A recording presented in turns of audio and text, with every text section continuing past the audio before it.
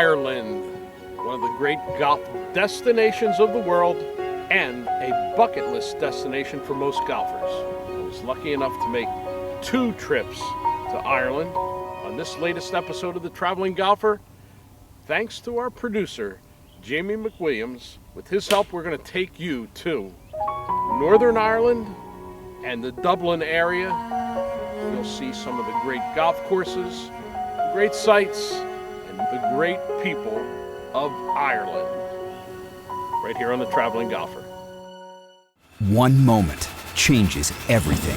Distance, precision, decided in a microsecond.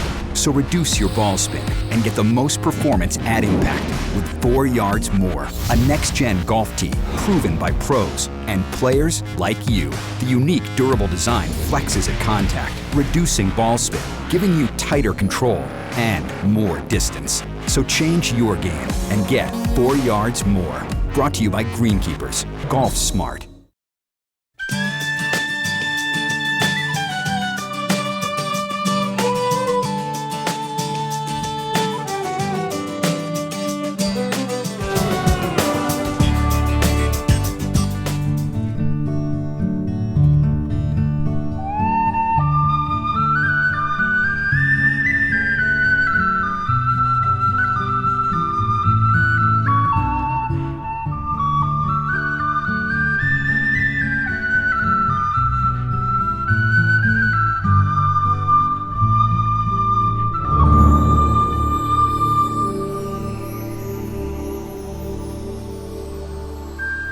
Like many golfers, a long-kept dream has been to play golf in the British Isles, to face the magnificent contours of land, sand, ocean, and sea. But a true adventurer craves not only a taste of the links, but also the heritage, hospitality, and uniqueness of the isle on which these courses sit. Northern Ireland is a land within a land. While it's not Oz, once you cross the border, subtle differences become evident. Flags are everywhere to be found throughout Ireland. And here, they tell you that these folk bear allegiance to the crown and currency apart from the rest of Europe. But all differences are put aside for visitors who are welcomed with openness and warmth. The first course visited was the Hourglass Golf Club. The first impression was, wow, what a stunning setting. Before guarding par, this was a castle fortress guarding the eastern coastline. There is no easing into this course, even though the first tee means Lamb's Bay. The hole is more the wolf, challenging you to play down the short side of the fairway. But with even a perfectly placed shot, you won't see the green until you reach the summit. But the reward is a view that can take your breath away. If you suffer from vertigo, the height can be quite distracting, but absolutely breathtaking at the same time. Most of the links courses in Ireland, as you know, you won't see the sea, but you'll know it's there. You can hear it, etc. But in on every tee box and every green, every fairway, the unique part of this golf course is the fact that you can see the sea from each fairway and green and big tee box. I don't believe that you'll see any scenery as beautiful anywhere in Ireland, or the world for that matter, when it comes to playing golf. Maybe that's personal, but that's the way it is. There are stretches of holes that are brutal, but also stretches that invite good scoring. And if you're sly as a fox in plotting out the lines of your play, you just might gobble up a few birdies.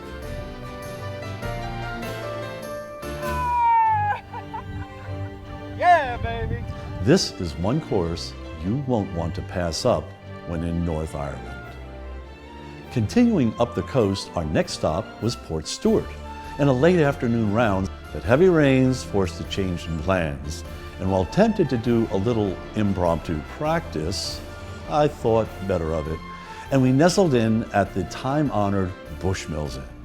Besides the name, the town is dominated by the renowned Bushmills Distillery. And what better way to spend a damp, chilly afternoon than touring the home of Irish whiskey? I'm not sure what the drinking age is in Northern Ireland, But the tour ended in a fine way for a sampling of their fine products. Cheers. When traveling, get your information thanks to the Strakaline Green Reading Guide on thousands of golf courses around the world. Never misread another putt. Mist surrounded our arrival at Port Stewart, but neither mist nor fog can hide this overpowering display of massive dunes that made golfers at a distance look like a column of ants. Instead of raging sea, here you're confronted by tempestuous waves of fescue nearly waist high.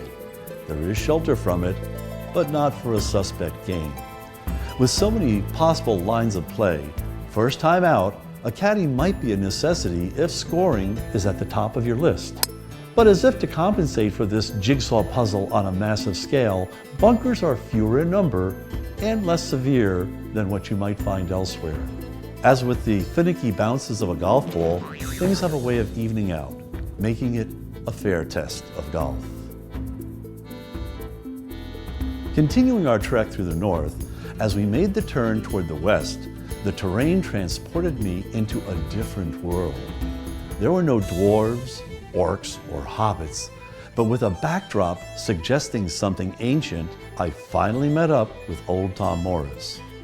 Well, not quite, but his stature in the history of golf, or maybe in this case, statue, gazes over the fields of Rosapenna, as remote a location as you might find in Ireland, but with a powerful attraction, pure, undistracted golf, both old and new.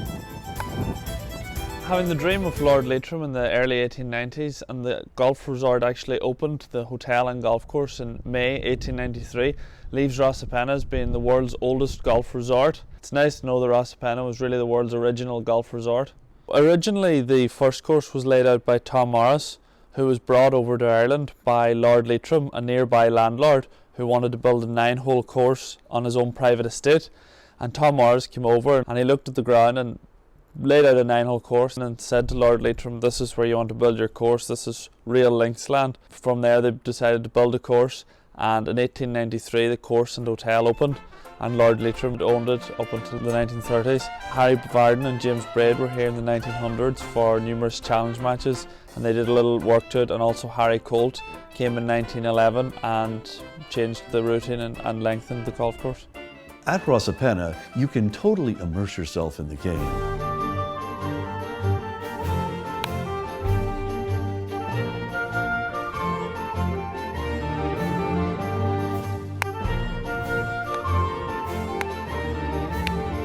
A driving range, a 9-hole Coast Guard 9 that includes some of the old Tom Morris holes,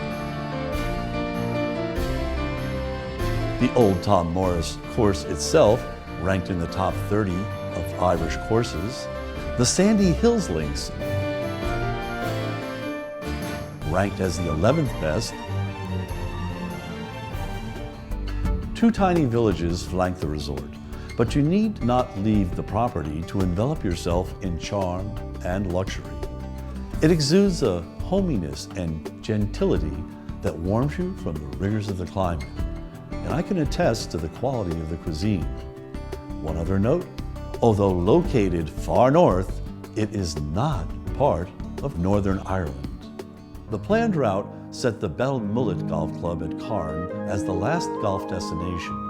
The Atlantic side of Ireland showcases towering cliffs, so it's no surprise that amazing courses dazzle the senses and make the list of the most coveted golf destinations in the world. Belmullet is included among them. Winding up, down, and through the gigantic dunes, the course breathes a wild naturalness into you. It might just be a presumption, but compared to the other courses that I had faced, the fairways of Belmullet were more forgiving, and the greens more receptive. But in no way does that make it an easy course.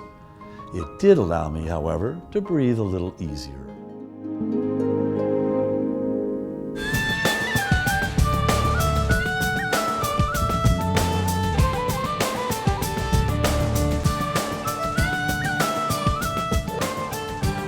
As a videographer, my passion and pleasure is to share some of the magnificent sights and perhaps kindle your own dream of experiencing the wonder of Ireland. We flew into Dublin, but the city wasn't our base. If Dublin has suburbs, Malahide is one of them.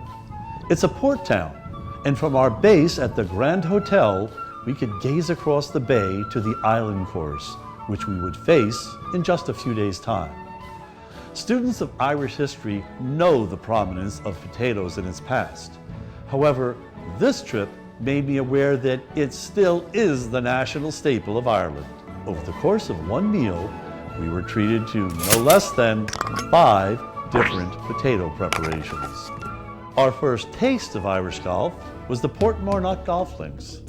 A relatively new course, it was designed by Bernard Langer in the mid-90s. A clue to its recent history, the startling presence of palm trees, no doubt planted to make Floridians such as myself feel right at home, along with some other very cool features such as modern, original bench sculptures. It was smooth sailing to start, but that was an illusion. Little time passed before we started to sense we were like lab rats, stumbling our way through a maze of peaked green corridors. There aren't many blind tee shots. However, on the shorter holes that have them, it's essential to play away from the dog legs and mounds. But by doing so, taking one more club on the safe line means that these short holes won't play short. Though an occasional offending tree popped up to rankle the links purists, it's a great introduction to links golf, blending the traditional with modern design, that being the air game versus the ground game. The greens are very well guarded, so running the ball up is not an option on many holes. With these firm and undulating greens, never think bogey is a bad score on the Portmarnock Links. Our next stop, the Portmarnock Golf Club, reeks of history, now spanning 3 centuries. Carved out of a peninsula with sea and bay flanking either side, wind and weather can be friends or enemies on any hole. You would be hard-pressed to find any great golfer who hasn't trod the mogul fairways, working hard to avoid knee-high fescue grass and menacing bunkers.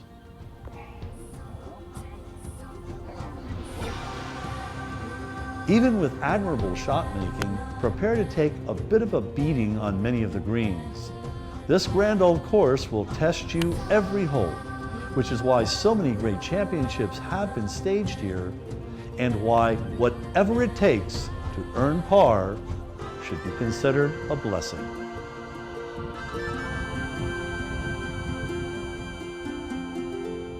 The European Club has become famous for its unique design.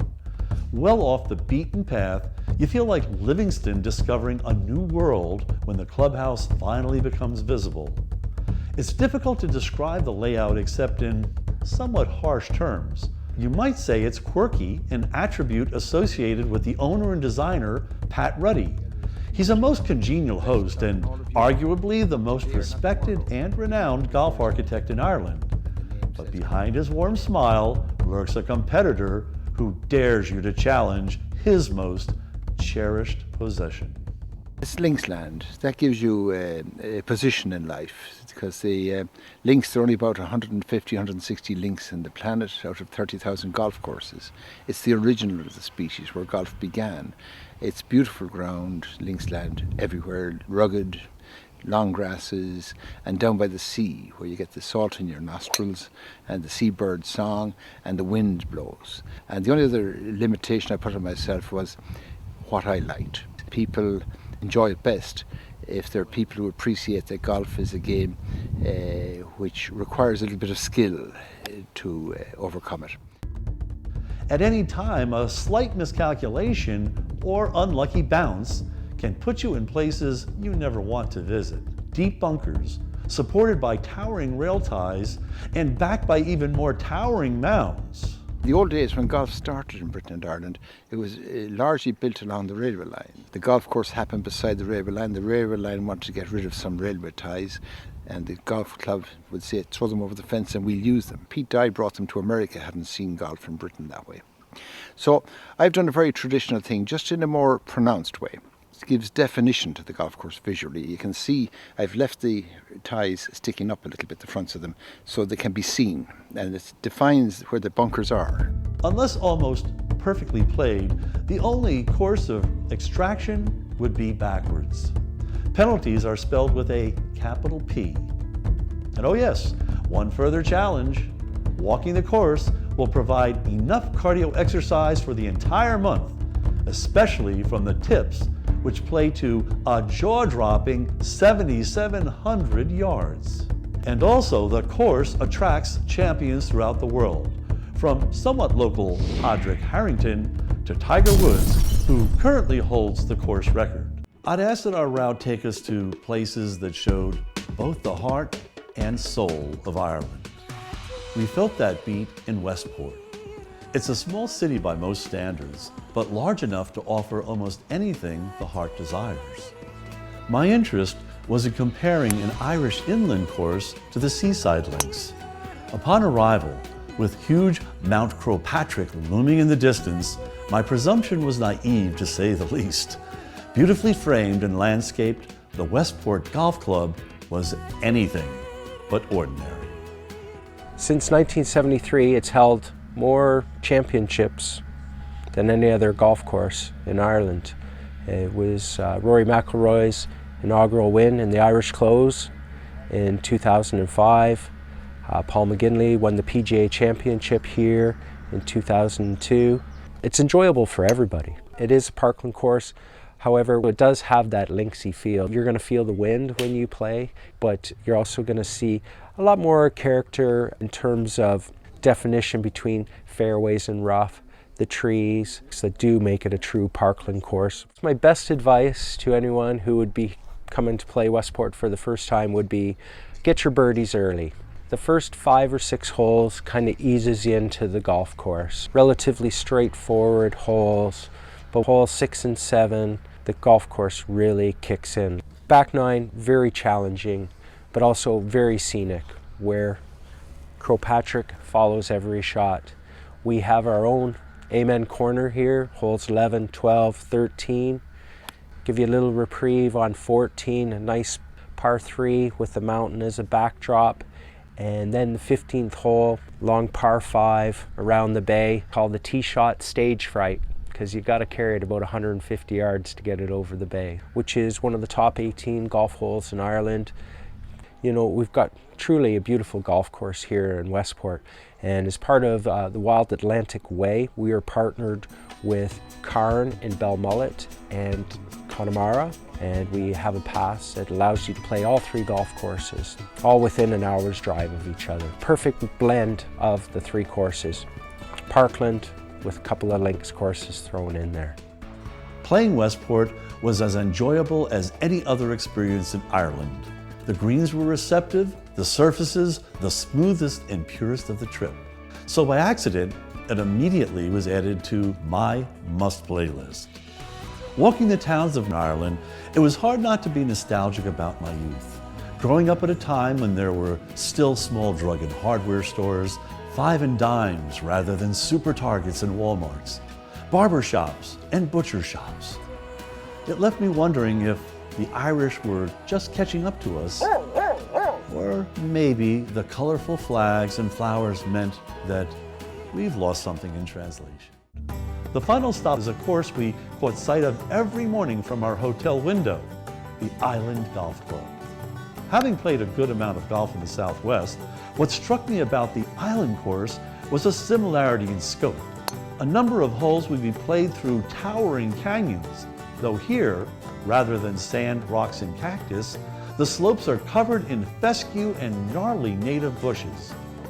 Unlike the canyons of America, formed by water and erosion, here the huge dune ridges were fashioned by the winds. And for over 100 years, various architects have tweaked and massaged the design. You won't be disappointed with their handiwork as you face a varied combination of elevations, angles, and lengths. With so much variety, it's a task remembering each hole. Well, sometimes when people think of Ireland, they think of the natural links courses and obviously playing courses that they mightn't be able to play at home. And often the iconic thought would be the trophy courses like Ballybunion, Tralee, other Southwest courses, and maybe some of the ones here in Dublin. However, we at the Island Golf Club, we are a hidden gem of a golf course here in the Island Golf Club. We're located about 10 or 15 minutes from the airport and about half an hour from the city centre. We often have people who come here to play golf on their arrival or departure day on their tour, and they love the uniqueness of our golf course. We're located just beside Malahide Village, which is a beautiful seaside town. And in the old days, you used to be able to get a little boat right from Malahide, right from the centre of Malahide, right to our old first hole, which is now the 14th hole. And that's where our name came about, the Island Golf Club. Dublin as a golf area may have got a little bit overlooked, but we got to remember that we've got Royal Dublin, Portmarnock, ourselves, the Island, the European Club. We have fantastic links golf, all within about 40-45 minutes of each other. You don't have to be in the car for more than an hour, and you can play all your golf and base yourself in Dublin. And Dublin is a good bit of fun as well in the evening time, so you have plenty to keep you entertained. So no matter what wounds were inflicted by the links, the vitality and charm of this city will revitalize you. Lights for bikes, music around every corner. It's a festival and a sweet reminder of how lucky you are to have enjoyed life to its fullest. We hope you enjoyed this golf trip through Ireland. Again, thanks to the help of our producer, Jamie McWilliams. Fulfill that bucket list. Make your next trip to Ireland. And remember, as the great people of Ireland always say, top of the morning to you. Tony Leodora's golf wardrobe, courtesy of Antigua, the leader in modern golf apparel. Tour Edge is the official equipment sponsor of the Traveling Golfer.